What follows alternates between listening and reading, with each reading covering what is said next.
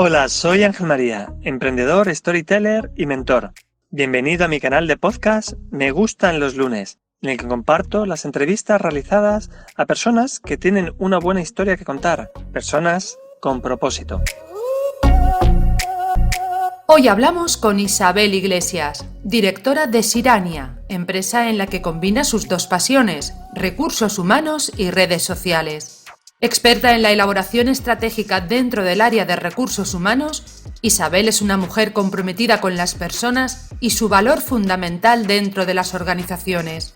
Y por supuesto, Isabel es una persona con propósito. Hola Isabel, muchas gracias por tu tiempo y nos vemos con esta entrevista que estoy seguro que va a ayudar a muchísimas personas, ¿no? La verdad es que leyendo tu currículum para preparar la entrevista de lo más completito. Pero ¿cómo definirías a Isabel Iglesias en un par de frases? Uy, pues me resulta muy difícil definirme solo en un par de frases. Pero bueno, creo que por encima de todo eh, soy, bueno, disruptiva, vamos a decirlo así. Tengo una visión muy diferente de lo que es mi profesión y me gusta además que sea así. Yo me considero dentro de mi ámbito profesional, me considero en cierta manera, bueno, pues un poco innovadora o incluso disruptiva. Ujú. Eres una persona que se dedica a captar talento, buscar talento, pero cuéntame algo de ti que no salga en ese perfil de LinkedIn tan amplio que tienes. Bueno, tengo una experiencia profesional que duró solo 3 meses, que no tengo incluida en LinkedIn. Fue justo al principio me pilló lo que es digamos, el inicio de la crisis económica. Y bueno, pues fue un proyecto que me ofrecieron, que la verdad me gustó mucho, y aquello duró solamente 3 meses porque, bueno, era una empresa muy vinculada al sector de la promoción inmobiliaria, como no. Y bueno, pues la empresa decidió darle un giro a su área de personas y eso significó, bueno, pues que me encontré con la situación tan peculiar de que la misma semana en la que mi jefe, que era el que me había contratado, se marchaba, a mí me promocionan un lunes y el viernes de esa misma semana salgo de la mano de él. Es decir, salimos los dos a la vez, él por voluntad propia y yo por voluntad ajena, digámoslo así. Y eso es algo que no está en mi perfil de LinkedIn y además, bueno, a veces en algún, digamos, evento o demás, pues lo he contado, pero no es algo que aparezca de manera pública. No tengo la suerte de conocerte personalmente, sino que en tu caso te descubrí para el podcast a través de una recomendación cuando puse un post en LinkedIn preguntando en quién pensaba la gente que sería bueno que entrevistaran y pues alguien te recomendó, ¿no? ¿Por qué crees que te recomendaron para este podcast? Bueno, pues yo creo que es precisamente por esa visión tan diferente que tengo. De hecho, hay incluso gente que me dice que para dedicarme al área de recursos humanos, pues que, por ejemplo, bueno, pues soy muy crítica con la gente de mi propia profesión. Mi visión es muy humanista, muy orientado, muy enfocado hacia las personas, a volver a poner a las personas en el centro de las organizaciones. Y yo creo que al final, bueno, pues en líneas generales los profesionales están un poco cansados de esas empresas deshumanizadas, de esas empresas donde al final, bueno, pues no dejas de ser un número, todo depende de cómo sea de grande la organización. Y yo un poco, digamos que mi visión más bien parte de la idea de volver a poner todo el foco, toda la atención en lo realmente importante, que son las personas. La verdad es que se habla mucho de la importancia de las personas, ¿vale? Y de que tenemos que tener visibilidad y claridad de las personas. ¿Qué es lo que tenemos que hacer para poner en el centro a las personas y qué tienen que hacer los profesionales para ser visibles hoy día, ¿no? Que se les vea como personas? Bueno, vamos a ver, eso son como dos preguntas en uno, ¿no? Por un Ujú. lado, ¿qué deberían hacer los profesionales? Pues básicamente, y esto es algo que yo muchas veces en las formaciones, pues por ejemplo, cuando trabajo más bien con el perfil del desempleado o la persona que está en búsqueda activa de empleo, una de las primeras cuestiones que les digo es primero tener muy claro qué es lo que te diferencia de los demás, porque si hay algo que quizás bueno, pues se ha producido en los últimos años es que hay como una excesiva estandarización de perfiles, es decir, hay poca diferenciación.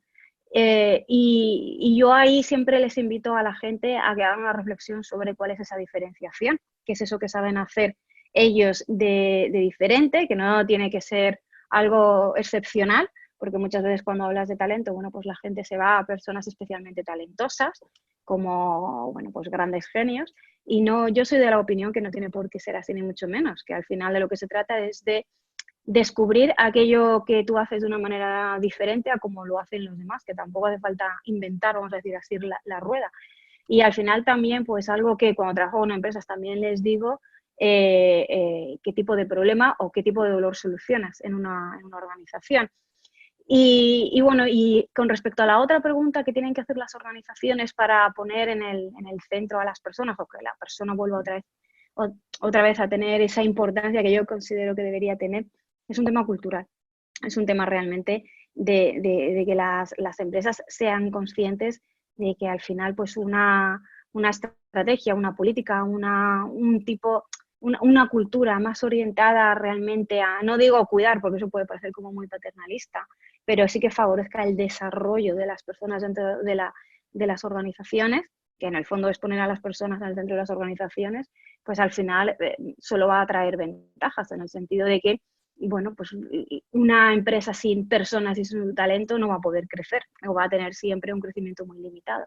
Al final, por lo que las organizaciones, por decirlo así, se están peleando últimamente, es por el talento, no es por ver quién tiene la tecnología más puntera. O sea, al final puedes tener la mejor máquina, la mejor tecnología, pero si no tienes a nadie que sea capaz de mejorar esa tecnología, que sea capaz de crear productos o servicios ligados a esa tecnología, pues lo único que tienes son un montón de piezas tuercas y poco más. Y ya está. O sea, al final son las personas lo que te generan esa diferencia. Sí, mira, yo cuando estuve mirando tu página web me quedó una frase que tenías ahí al principio, ¿no? De si cuidas a tus empleados, ellos cuidarán de tus clientes, ¿no? Me recordó una frase cuando yo estuve haciendo el máster de una persona que tenía pues, una gran cadena de ópticas y que decía que la óptica más barata costaba 600.000 euros montarla, ¿no? Y que luego al final dependía de la persona que estuviera en recepción, que a lo mejor cobraba 1.000 y poco de euros, ¿no? Y decía, pues que a veces los empresarios no somos conscientes de ello, ¿no? Cuéntanos un poco cómo haces en Sirania, ¿no? Para detectar ese talento y qué te diferencia de otras consultoras en recursos humanos, que al final también es eso. Vale, pues básicamente hay dos aspectos que nosotros trabajamos. Por un lado, lo que es el tema de evaluación de habilidades, que para nosotros es fundamental. O sea, para mí la evaluación de las habilidades, o sea, muchos procesos de selección se centran en, yo lo llamo en tratar de encajar un perfil en como si fuese una pieza, digamos, en una necesidad. Y al final, nuestra manera de enfocar los procesos de selección no es así. Nosotros lo que evaluamos o valoramos es a la persona en su conjunto. Entonces, por un lado está la evaluación de habilidades, que para nosotros es fundamental, es decir, el hecho de que una persona tenga experiencia de X años en una determinada posición, en un puesto de trabajo, no quiere decir que tengas una serie de habilidades, simplemente significa que llevas mucho tiempo haciendo unas tareas, pero la repetición de tareas no significa que tengas habilidades. Entonces, nosotros evaluamos siempre en los candidatos esas habilidades que son las que realmente te dicen cómo haces el desempeño, el desarrollo de tu puesto de trabajo. Si esa persona, digamos, que no tiene el desarrollo de habilidades que, por ejemplo, la posición necesita, pues para nosotros no sería el candidato que necesita la empresa. No quiere decir que no necesite otro, simplemente que ahí hay digamos, un déficit en el desarrollo de habilidades que no es suficiente para que luego se pueda producir un desarrollo eficaz de las tareas inherentes al puesto de trabajo. Eso por un lado. Y luego, digamos, eso más desde la perspectiva de la empresa y desde la perspectiva del candidato, nosotros cuidamos mucho todas las fases de la experiencia del candidato, de tal manera que para nosotros el candidato está en el centro del proceso de selección, nos gusta adaptarnos todo lo posible al candidato, nos gusta, bueno, pues mantenerle informado, generamos buenas relaciones con los candidatos porque al fin y al cabo para nosotros los candidatos son fundamentales y sobre todo es que les hacemos sentir bien, es decir, les ofrecemos la posibilidad de que su experiencia sea algo diferente, que no se sientan, como a veces algunos candidatos me han dicho, pues es que no me he sentido un trozo de carne, por ejemplo, o no me he sentido una pieza, sino que realmente me he sentido como yo creo que debería ser, es decir, simplemente como un profesional que está buscando una nueva oportunidad con independencia de si está trabajando o no. Tú que lógicamente conocerás a muchas personas con talento, ¿no? Que seguro que las tratas como personas.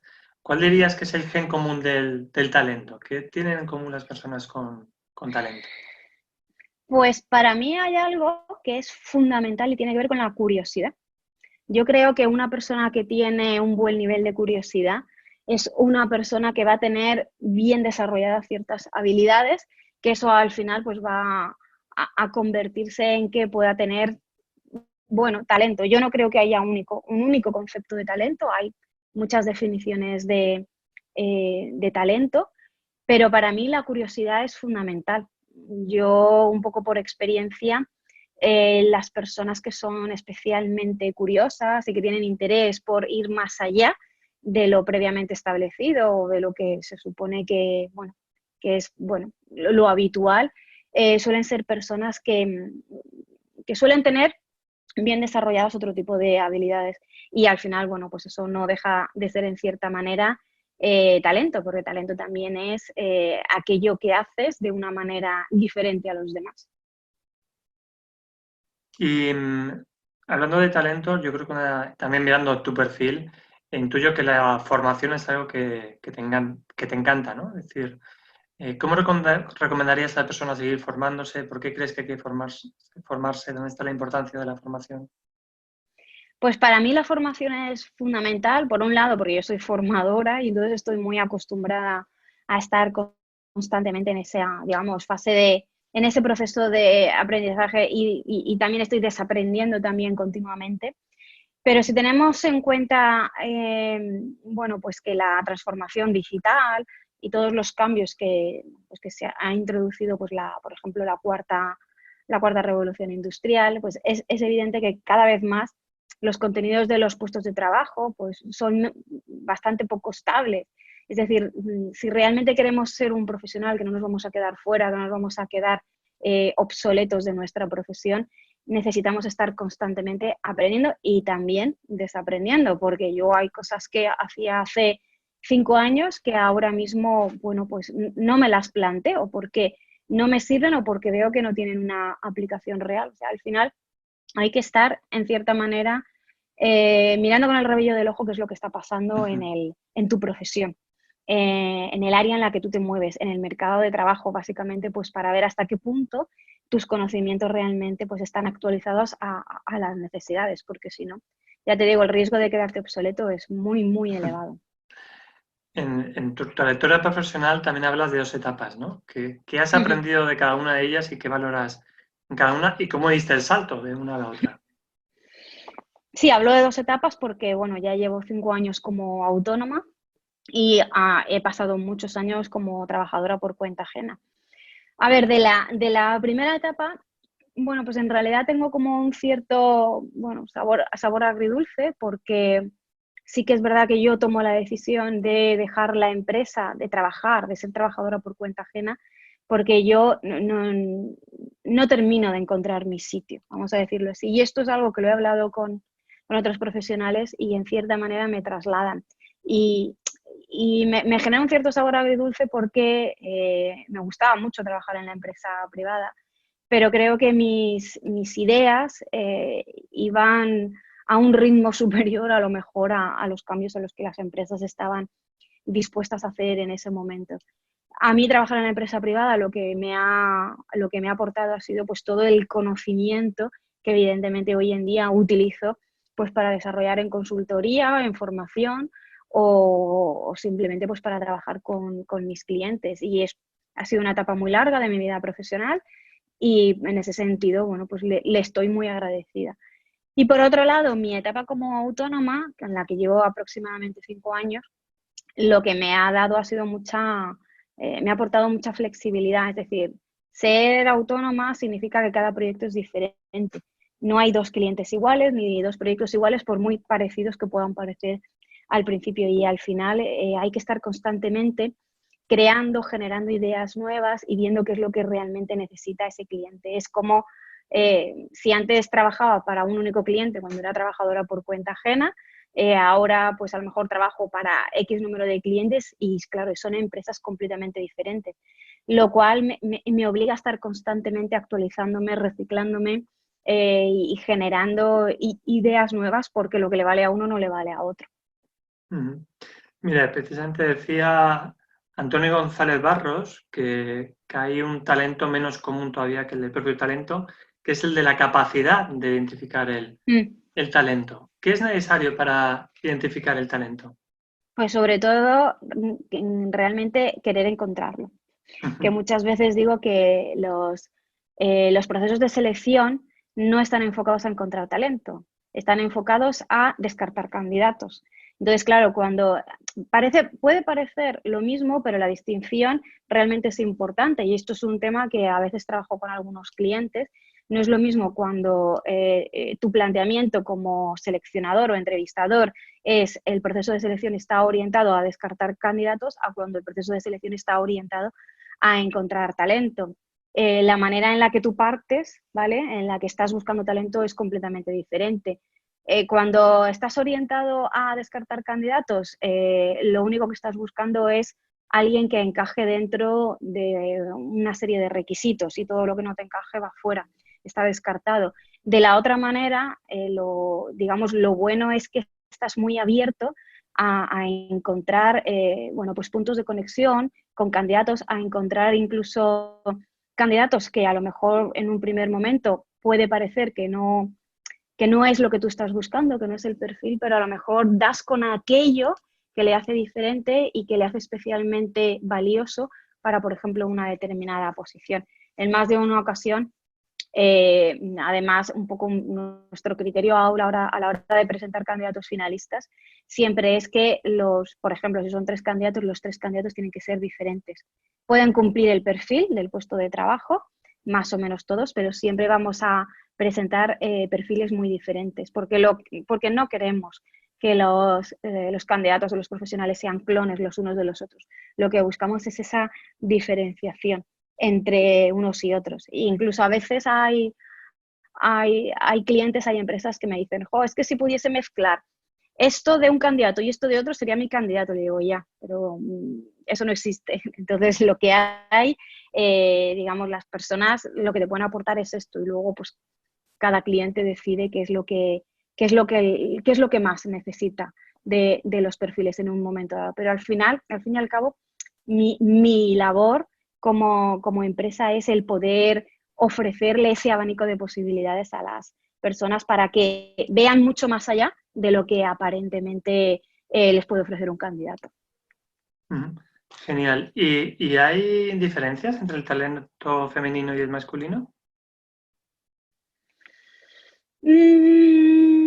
Bueno, a ver, yo por mi experiencia lo que me puedo encontrar es que las mujeres quizás tienen algo más desarrolladas ciertas habilidades o todo lo que tenga que ver con la parte de gestión emocional. Pero también me he encontrado hombres que tienen bien desarrollado la parte emocional. Quizás me inclinaría más a ciertos aspectos que tienen que ver con el propio contexto en el que nos movemos las mujeres. Quizás pues la dificultad de abrirte paso a lo mejor pues cuando trabajas en organizaciones donde hay muchos hombres o incluso, y yo por ejemplo mi primer trabajo yo era la única mujer de todo el equipo, todo lo demás eran hombres. Y eso, bueno, pues de alguna manera te hace desarrollar ciertas habilidades pues que a lo mejor no te encuentras en los hombres, porque ellos no han tenido esa necesidad. Y nosotras sí, o de la misma manera pues cuando tienes un hijo y de alguna manera, aunque ya cada vez más los hombres sí que es verdad que están, digamos, como más involucrados en esa tarea compartida de los hijos, pero pues todavía nos encontramos con que hay muchas mujeres que sí que llevan lo que es la parte de los niños de una manera pues bastante intensiva y eso bueno, pues compatibilizándolo con un trabajo, pues eso hace que en cierta manera pues tengas que desarrollar ciertas habilidades. Yo me lo llevaría casi más por ahí, pero o salvo por eso, no creo que haya grandes diferencias. Ujú. ¿Y nos queda todavía cosas que hacer para liberar el potencial femenino en las organizaciones? Sí, Ujú. sí, claro que Pues sí, claro que sí, cuéntame, ¿qué es? claro que sí. Pues para empezar, el facilitar todo lo que tenga que ver con temas de flexibilidad y de conciliación. Que el que en un momento dado pues una mujer se quede embarazada y eso no sea un freno a su carrera.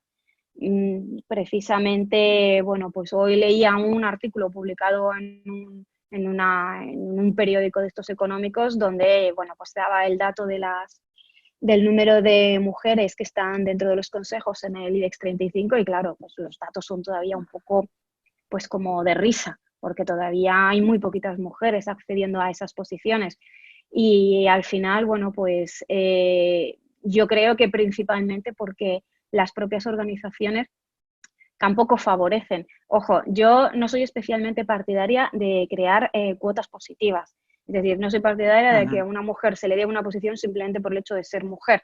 Pero lo que sí que me gustaría es que una No mujer sé, tuviese la posibilidad de poder acceder a una posición sin tener en cuenta si es mujer o cualquier otra cosa, simplemente pues por un tema de méritos, porque tiene las mismas capacidades que puede tener otra persona. Pero básicamente es quizás el quitar estereotipos, el pensar que una mujer por el hecho de que tiene hijos, pues bueno, su nivel de compromiso va a ser menor, facilitar temas de flexibilidad, de jornadas que les permita, de temas de teletrabajo. Eso yo creo que ayudaría muchísimo. Entre otras cosas porque daría lugar a que las mujeres realmente se sintiesen mucho más involucradas con las organizaciones.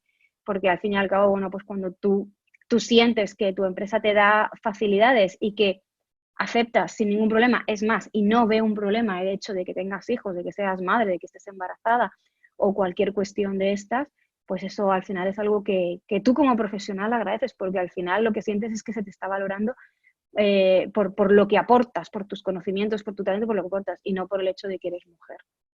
Genial, genial. Pues esperamos que desde aquí también aportemos un granito más y yo creo que aún queda mucho por hacer, pero yo cada vez tengo la sensación de que estamos más concienciados todos. Yo creo que ha sido una entrevista muy interesante, todo lo que es en torno al talento.